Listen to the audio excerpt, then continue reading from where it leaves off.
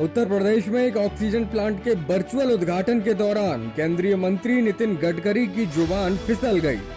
गडकरी अपने भाषण में बोले कि सबसे पहले मुझे बहुत खुशी है कि कोविड से इस समय हमारे देश में अनेक लोगों को ऑक्सीजन की कमी के कारण अपनी जान गंवानी पड़ी।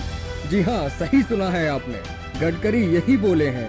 यकीन नहीं होता तो सुन लीजिए। सबसे पहले मुझे बहुत खुशी है कि कोविड में इस समय हमारे देश में अनेक लोगों को ऑक्सीजन के कमी के कारण अपनी जान गंवानी पड़ी। तो सुना आपने कैसे केंद्रीय मंत्री नितिन गडकरी की जुबान फिसली। अगर अपने कानों पर भरोसा नहीं हुआ तो एक बार फिर से सुन लीजिए। सबसे पहले मुझे बहुत खुशी है कि कोविड में इस समय हमारे देश में अनेक लोगों को ऑक्सीजन के कमी के कारण अपनी जान गंवानी पड़ी। ऑक्सीजन के कमी के कारण अपनी जान गंवानी पड़ी। इतनी बड़ी गलती करने के बाद जैसे ही गडकरी को एहसास हुआ कि वो कुछ गलत बोल गए हैं तो संभलते हुए फिर बोले कि हवा से ऑक्सीजन बनाने की तकनीक है।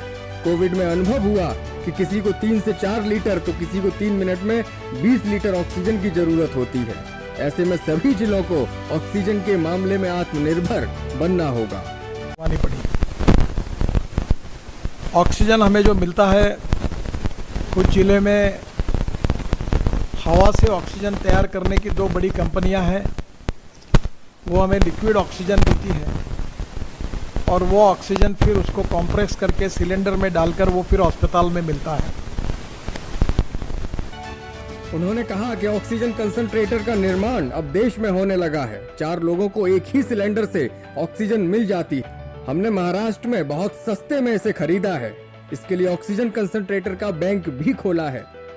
तो नितिन गडकरी के इस कार्यक्रम की जो सुर्खियां बन रही हैं वो इसी बात को लेकर है कि किस तरह से केंद्रीय मंत्री की जुबान फिसल गई और उन्होंने जो कुछ बोला उसका अर्थ कितना गलत है।